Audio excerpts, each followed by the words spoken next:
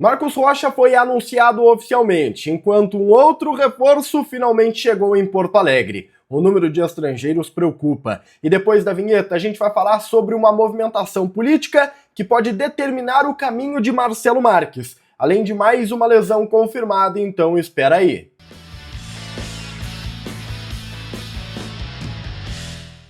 Salve galera, tudo certo com vocês? Chegando aqui numa dupla para destacarmos o Grêmio.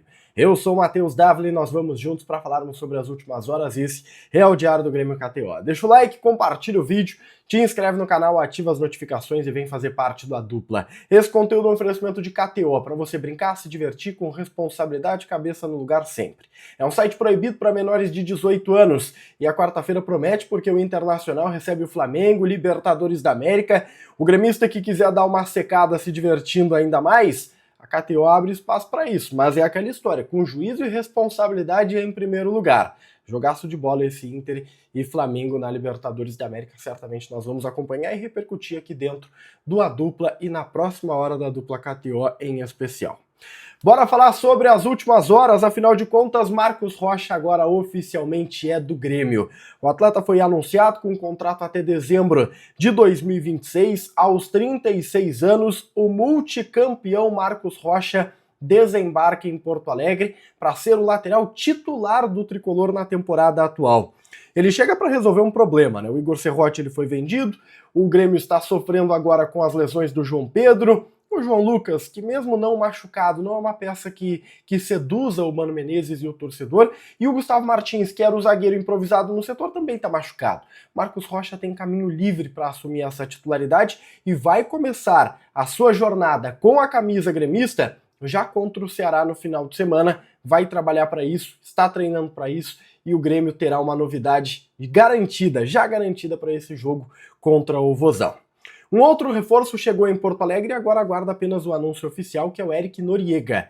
O volante peruano, japonês peruano, né? Chega em Porto Alegre aos 23 anos, passa por exames médicos, vai agora assinar contrato. Assinou, na verdade, nas últimas horas, mas o anúncio oficial deve acontecer apenas nesta quarta-feira.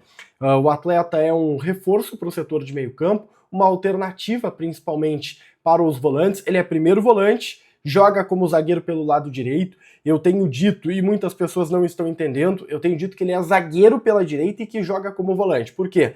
Porque ele tem mais jogos na carreira como zagueiro pela direita do que como volante. Só que o Eric Noriega, recente, tem atuado como volante e o Grêmio enxerga ele como primeiro volante. Um bom primeiro volante. Tem vídeo reagindo aos seus lances aqui, trazendo mais detalhes e estatísticas a respeito desse jogador, que desperta uma curiosidade e que sofreu um preconceito, eu acho, bastante errado, tá? Tem muita gente que não conhece o Noriega e que não buscou informação sobre criticando a contratação. É uma aposta da direção do Grêmio e uma aposta que no cenário sul-americano se justifica pelo talento já apresentado por ele lá no Peru.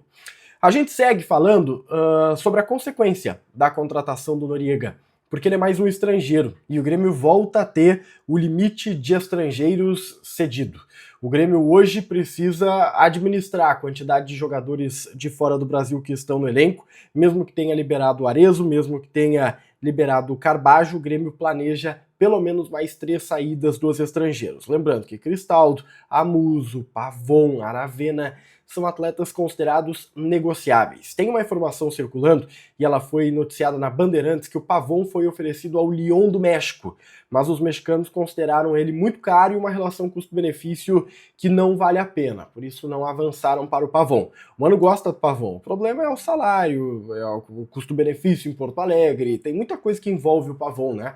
A gente sabe muito bem. Cristaldo teve a chance de sair para o mundo árabe, não quis ficar aqui. O Grêmio está preocupado, achando que o Cristaldo daqui a pouco vai sentar nesse contrato e sair de graça no próximo ano. Mas enfim, muita coisa precisa ser resolvida, não é só contratar como o Grêmio está contratando, mas é também liberar, e esse talvez seja o maior desafio do momento, a quantidade de estrangeiros, um problema para o Mano administrar. O Mano Menezes, aliás, que ganhou mais um desfalque confirmado, tá? O volante Camilo, que estava atuando como lateral direito, teve confirmado uma lesão muscular de grau 1. Ele para por cerca de 10 dias, o Ceará é o próximo adversário, por óbvio o Camilo não fica à disposição, mas depois retoma naturalmente o seu posto de reserva e na função de meio-campista, tá? O Camilo ele não foi aprovado como lateral direito, vai seguir brigando por posição na região do meio-campo. A boa notícia nos treinamentos é que o Bright White voltou a trabalhar normalmente, está liberado para o jogo contra o Ceará e na ausência do Carlos Vinícius, suspenso pela expulsão, pelo cartão vermelho na partida passada, ele, Bright White, reassume a condição de titular. Tem um movimento político sendo realizado no bastidor do Grêmio que é bem importante para o futuro do clube, tá? De acordo com a informação da rádio Imortal, o Denis Abraão está considerando desistir da candidatura.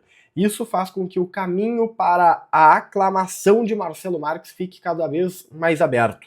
Lembrando que o Paulo Calef, que era o principal concorrente, abriu mão da candidatura e não é a expressão mais adequada, mas vocês vão me entender, entregou de bandeja para o Marcelo Marques a presidência. E eu digo que entregou de bandeja porque o único que poderia, pelo voto popular, né, pelo voto do associado, na verdade, fazer frente ao Marcelo Marques, ou tentar fazer frente, era o Paulo Calef. Mas ele abriu mão, o Denis não estava com essa ideia, mas de acordo com a galera da Imortal, agora ele começa a considerar para deixar o clube realmente para o Marcelo. E aí, né, o Grêmio praticamente cria uma unidade política, porque os movimentos eles estão se aglutinando e isso é saudável para o clube. É óbvio que vai depender de uma boa gestão, de bons resultados e de muitas outras coisas, mas o Grêmio parece estar se unindo em torno do Marcelo Marques neste momento.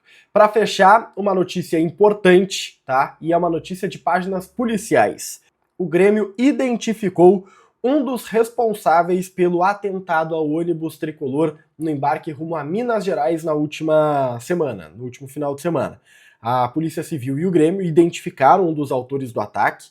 Ele era sócio-torcedor, já está suspenso do quadro social e não terá permissão de acessar a arena já a partir do próximo final de semana. Os outros suspeitos ainda estão em investigação e em processo de identificação, mas a polícia já sabe quase todos, tá?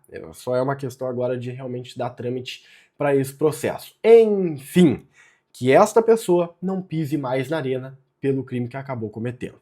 Deixa o like, compartilha o vídeo, te inscreve no canal, ativa as notificações e vem fazer parte do A Dupla. A gente se vê. Tchau, tchau.